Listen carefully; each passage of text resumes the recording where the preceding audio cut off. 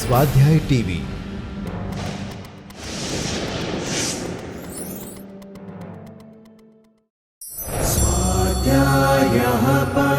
Doctor Baba Saheb Ambedkar open university.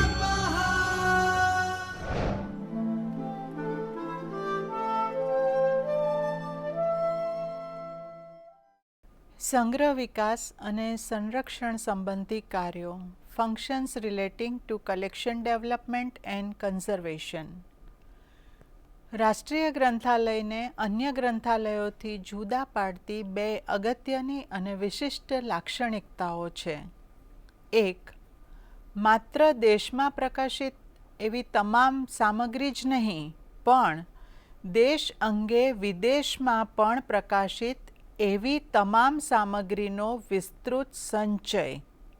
અને બીજું, ભાવિ પેઢીઓ માટે આ સામગ્રીનું સંરક્ષણ. આ બંને કાર્યો રાષ્ટ્રીય ગ્રંથાલયના વિશિષ્ટ કાર્યો છે, એટલે કે આ બે કાર્યોને માત્ર રાષ્ટ્રીય ગ્રંથાલય દ્વારા જ પરિપૂર્ણ કરવામાં આવે છે, અન્ય કોઈ પ્રકારના ગ્રંથાલય દ્વારા નહીં. બી, પ્રસાર કાર્યો ડિસેમિનેટિંગ ફંક્શન. સંચિત પુસ્તકો, સામયિકો અને અન્ય સામગ્રી અંગેની માહિતીનો પ્રસાર નીચે મુજબ કરવો. 1. મુદ્રિત માઇક્રોફોર્મ તથા મશીન રીડેબલ ફોર્મ્સની ગ્રંથાલય સૂચિઓ તૈયાર કરવી. 2. અનુરોધ કરવામાં આવે ત્યારે અથવા પૂર્વાનુમાનના આધારે પશ્ચાદવર્તી એટલે કે રિટ્રોસ્પેક્ટિવ અથવા તો અદ્યતન એટલે કે કરંટ ગ્રંથ સૂચિઓ તૈયાર કરવી. 3. સંશોધન સામયિકો અને અથવા વિદ્વત્ભોગ્ય સામયિકોમાં તરતના સમયમાં પ્રકાશિત સાહિત્યની નિર્દેશિકા તૈયાર કરવી. જે કોઈ સંસ્થા કે એજન્સી આ કાર્યમાં સંકળાયેલા ન હોય તો રાષ્ટ્રીય ગ્રંથાલય આ કાર્યની જવાબદારી લઈ શકે છે. 4. રાષ્ટ્રીય અભિરુચિના વિષયો સંબંધિત સાંપ્રતકાલીન સાહિત્યનું સારકરણ તૈયાર કરીને બહાર પાડવું. સી. રાષ્ટ્રીય ગ્રંથ સૂચિઓ નેશનલ બિબ્લિયોગ્રાફીઝ. પુસ્તકો, સામયિકો તથા અન્ય બિનમુદ્રિત સામગ્રીઓની રાષ્ટ્રીય ગ્રંથ સૂચિને મુદ્રિત, માઇક્રોફોર્મ અથવા મશીન રીડેબલ સ્વરૂપે તૈયાર કરવી એ પણ રાષ્ટ્રીય ગ્રંથાલયનું કાર્ય છે. આવી ગ્રંથ સૂચિમાંની માહિતીને આધારે પ્રકાશનો અને વિખ્યાત લેખકોની તેમના સરનામા સાથેની નિર્દેશિકાઓ તેમજ પુસ્તકો તથા અન્ય પ્રલેખોના ઉત્પાદનને લગતી આંકડાકીય માહિતી પણ તૈયાર કરી શકાય છે, જેને તેની આડઉપજ એટલે કે બાય પ્રોડક્ટ્સ કહી શકાય. ડી. વાચક સેવાઓ રીડર્સ સર્વિસીસ. 1. ગ્રંથાલય પરિસરમાં વાચકો માટે વાચન તથા વાચક સહાય સહિતની સેવાઓ તેમજ ગંભીર પ્રકારના વાચકો જેમ કે સંશોધકો, લેખકો તથા વિદ્વાનો માટે સંશોધન ખંડની સુવિધા. 2. સંદર્ભ અને માહિતી સેવા તથા વાङ्મય સૂચિ સેવાઓ આપવી. 3. આંતર ગ્રંથાલય લેવડ દેવડ તથા રાષ્ટ્રીય તેમજ આંતરરાષ્ટ્રીય સ્તરે આંતર ગ્રંથાલય આદાન પ્રદાન કેન્દ્ર તરીકે સેવા આપવી. 4. વિદ્વાનો, સંશોધકો અને અન્ય ઉપભોક્તાઓને માટે પ્રલેખ પ્રતિલિપિકરણ સેવાઓ પૂરી પાડવી તથા સ્લાઇડ, ઓવરહેડ ટ્રાન્સપરન્સીઝ બનાવવાની સગવડ પૂરી પાડવી. 5. સરકારી, વ્યાવસાયિક અને ઔદ્યોગિક સંગઠનોને વિશેષજ્ઞ સેવાઓ પૂરી પાડવી, જેમ કે વ્યવસાય અને ઉદ્યોગ સંબંધી તકનીકી પૃચ્છાઓના ઉત્તર આપવા, વિશિષ્ટ વિષયો ઉપર વિશિષ્ટ પ્રકારની યાદીઓ અથવા સૂચિઓ સરકારી વિભાગોના અનુરોધથી તૈયાર કરવી વગેરે. અને 6. એક માહિતી નિર્દેશ એટલે કે રેફરલ તરીકે કાર્ય કરવું કે જે વિશિષ્ટ પ્રકારની નિર્દેશિકાઓ તથા માર્ગદર્શિકાઓમાંથી માહિતીના વિવિધ સ્રોતો પ્રાપ્ત કરવામાં ઉપભોક્તાઓને મદદ કરે.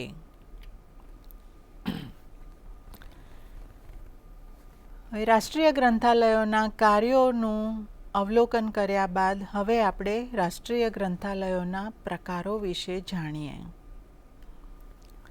રાષ્ટ્રીય ગ્રંથાલયોના પ્રકારો. Types of national libraries.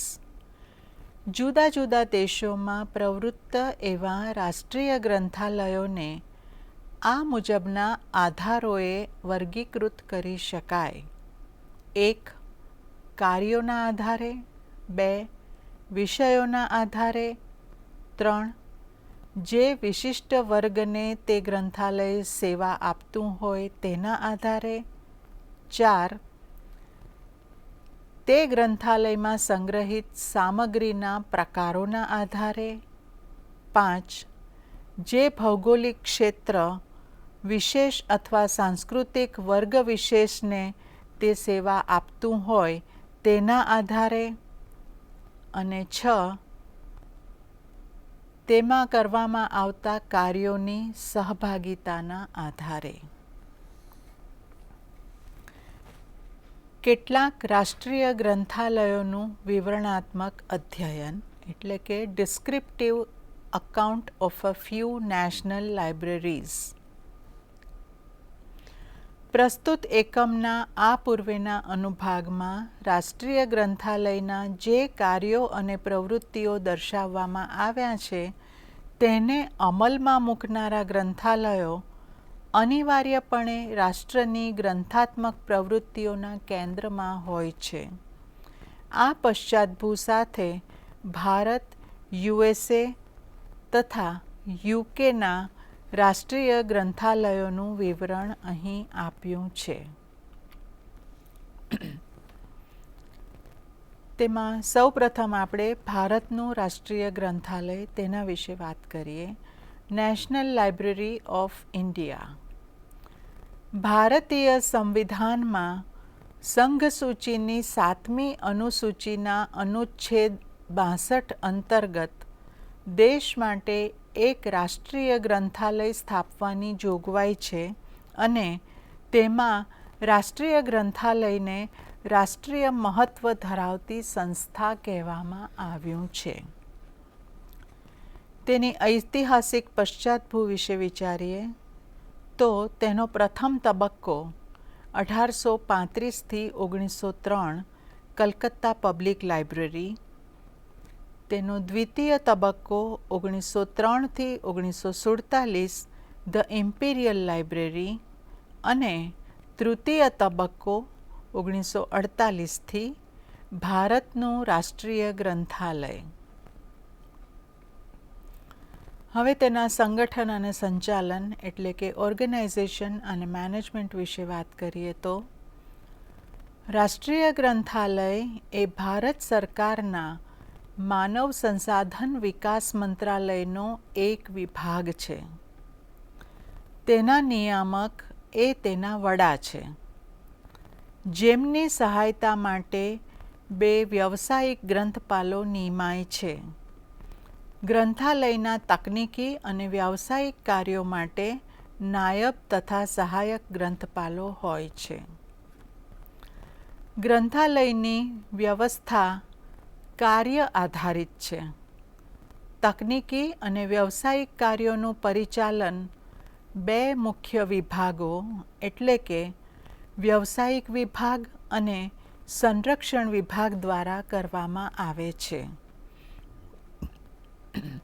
આવા 42 વ્યવસાયિક વિભાગો અંતર્ગત પુસ્તક પરિગ્રહણ, પ્રક્રિયાકરણ, વાંચન સામગ્રીની દેખરેખ તથા વાચક સેવાઓ જેવા કાર્યો સંભાળવામાં આવે છે.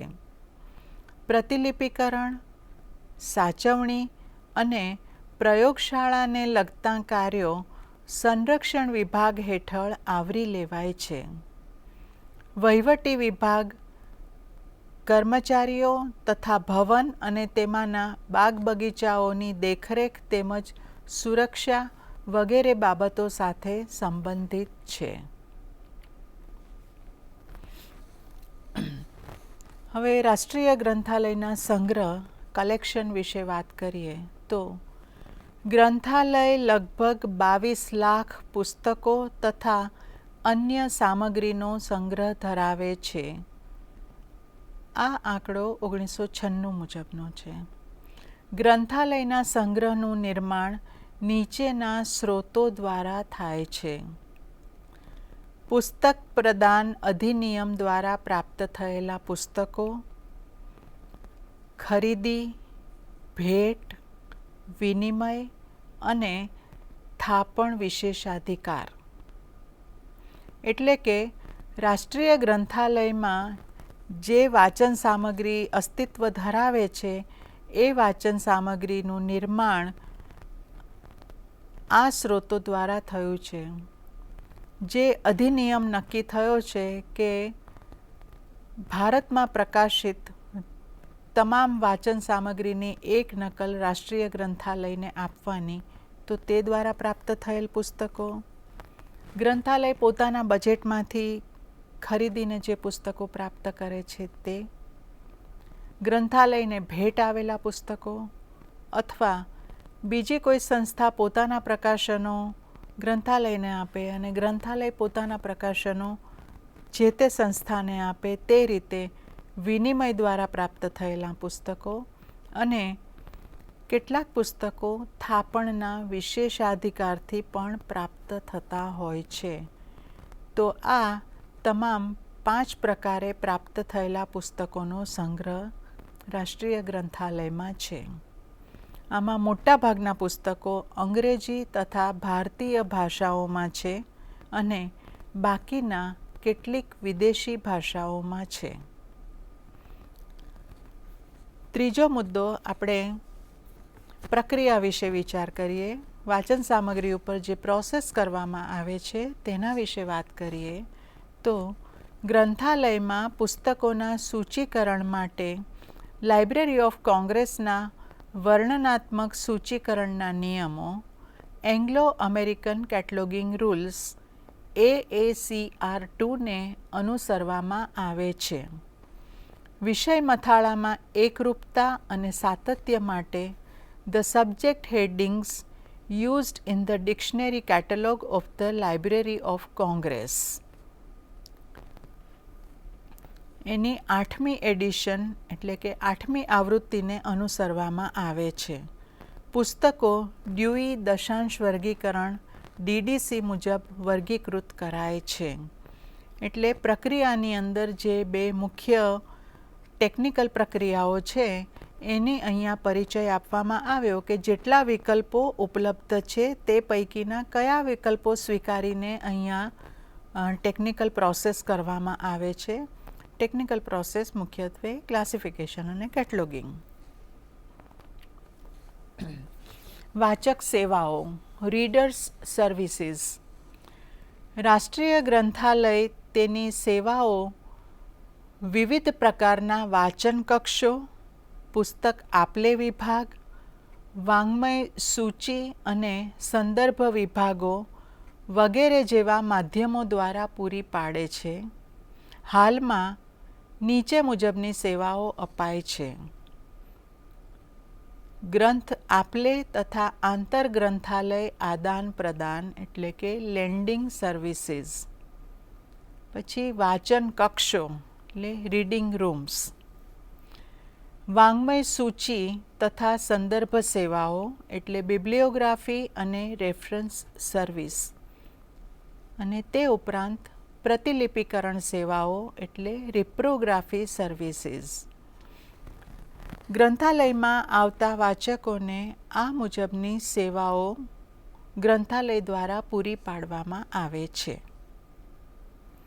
હવે ગ્રંથાલયના આધુનિકીકરણ અને સ્વયં સંચાલન વિશે શું કરવામાં આવે છે તે વિશે આપણે જોઈએ તો મોડર્નાઇઝેશન એન્ડ ઓટોમેશન. ભારતીય ભાષાઓની વાङ्મય સૂચિ સેવાઓના સ્વયં સંચાલન માટે ગ્રંથાલયે તજજ્ઞ વિદ્વાનોની મદદથી સૂચક સંકેતો ની એક માનક તાલિકા વિકસાવી છે. ગ્રંથાલય સેવાઓના આધુનિકીકરણ અને સ્વયં સંચાલન માટે ડિસેમ્બર 1987માં એક કમ્પ્યુટર સેન્ટર સ્થાપવામાં આવ્યું હતું. ગ્રંથાલયના કાર્યો માટે MINISIS mini computer integrated set of information સિસ્ટમ્સનો ઉપયોગ થાય છે. મિનાઇસિસ એ ગ્રંથાલયના કાર્યોના વાङ्મય સૂચિગત નિયંત્રણ એટલે કે બિબ્લિયોગ્રાફિક કંટ્રોલ માટે ઉપયોગમાં લેવાય છે, જ્યારે CDS-IS-IS એ વિવિધ વિશિષ્ટ વિષયો કે વિષય ક્ષેત્રો અંગેના નાના નાના ડેટાબેઝ તૈયાર કરવા માટે વપરાય છે.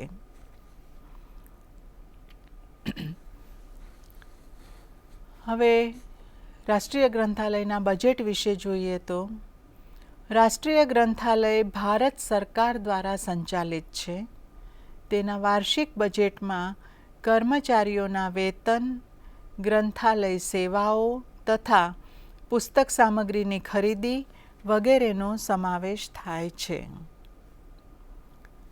કર્મચારીગણ વિશે વાત કરીએ તો રાષ્ટ્રીય ગ્રંથાલયમાં 800થી વધુ કર્મચારીઓ છે, જેમાં 1/3 ગ્રંથાલય વ્યાવસાયિકો તથા બાકીના અન્ય વિશેષજ્ઞો છે.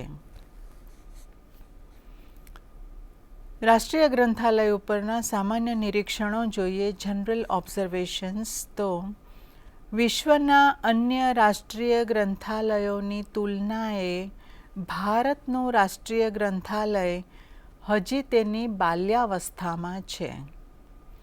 વિવિધ દેશોમાં ભિન્ન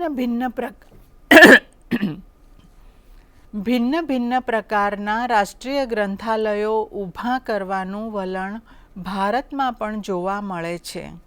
ઉદાહરણ તરીકે ભારતીય રાષ્ટ્રીય વૈજ્ઞાનિક પ્રલેખન કેન્દ્ર INSDOC, the Indian national scientific documentation centre INSDOC અંતર્ગત રાષ્ટ્રીય વિજ્ઞાન ગ્રંથાલય, નેશનલ સાયન્સ લાઇબ્રેરી અને એ જ રીતે સ્વાસ્થ્ય સેવા મંત્રાલય મિનિસ્ટ્રી ઓફ હેલ્થ સર્વિસ અંતર્ગત રાષ્ટ્રીય આયુર્વિજ્ઞાન ગ્રંથાલય એટલે કે નેશનલ મેડિકલ લાઇબ્રેરી હાલમાં કાર્યરત છે.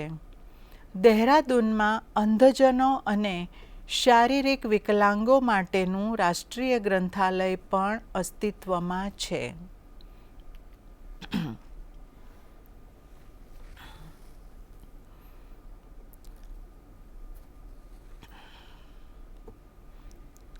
ભારતીય રાષ્ટ્રીય ગ્રંથાલયની વાત કર્યા બાદ હવે આપણે ધ લાઇબ્રેરી ઓફ કોંગ્રેસ વિશે વાત કરીએ.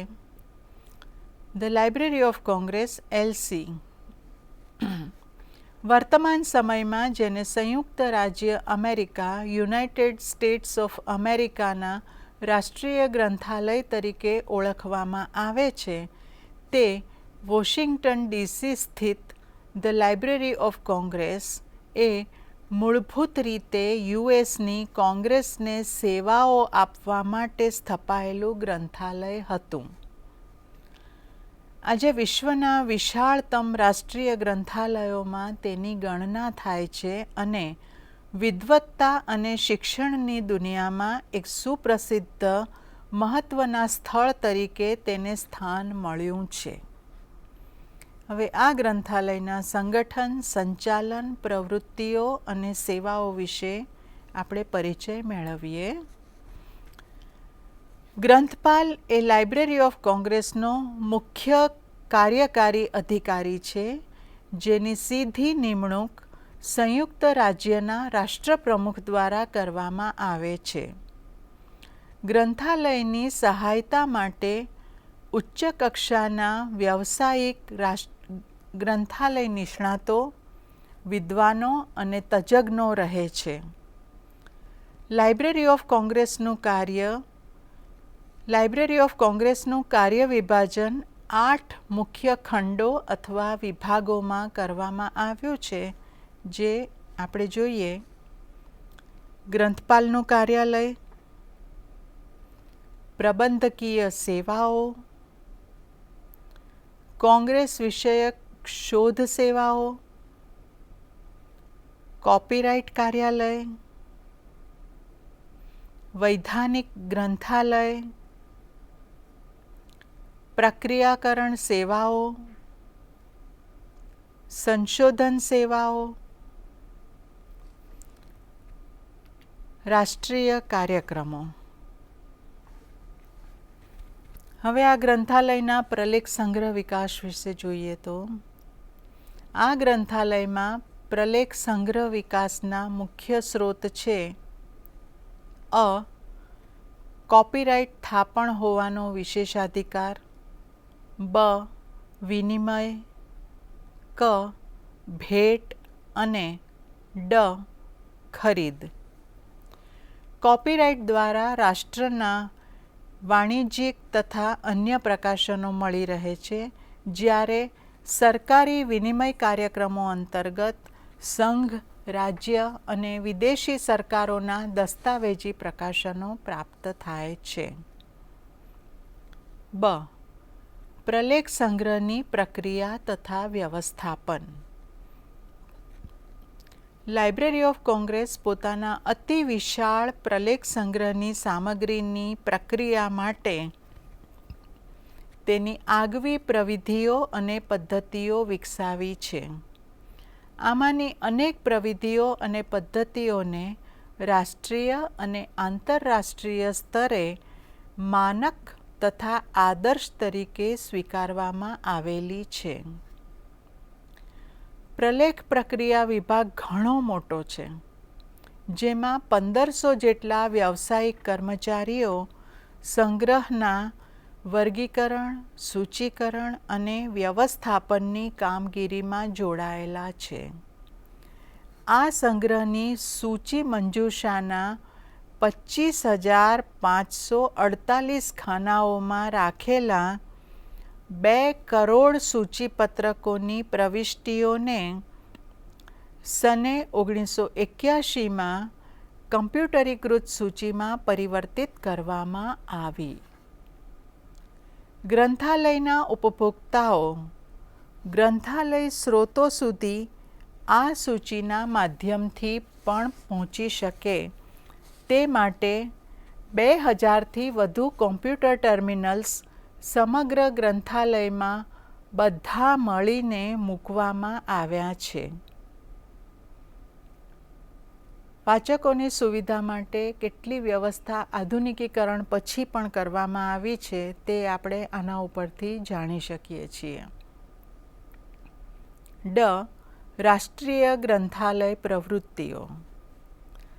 લાઇબ્રેરી ઓફ કોંગ્રેસની પ્રવૃત્તિઓમાં રાષ્ટ્રીય સંઘસૂચિ એટલે નેશનલ યુનિયન કેટલોગનું નિર્માણ, પ્રકાશાંતર્ગત સૂચિકરણ પરિયોજના કેટલોગિંગ ઇન પ્રિન્ટ પ્રોજેક્ટ તથા ગ્રંથાલય સ્વયં સંચાલન કાર્યક્રમ કે જેની અંતર્ગત આ ગ્રંથાલયની સૂચિનું કમ્પ્યુટરીકરણ કરવામાં આવ્યું છે, જેને સામાન્ય રીતે મશીન રીડેબલ કેટલોગિંગ પ્રોજેક્ટ એટલે કે માર્ક પ્રોજેક્ટ તરીકે ઓળખવામાં આવે છે, તેની ગણના કરી શકાય.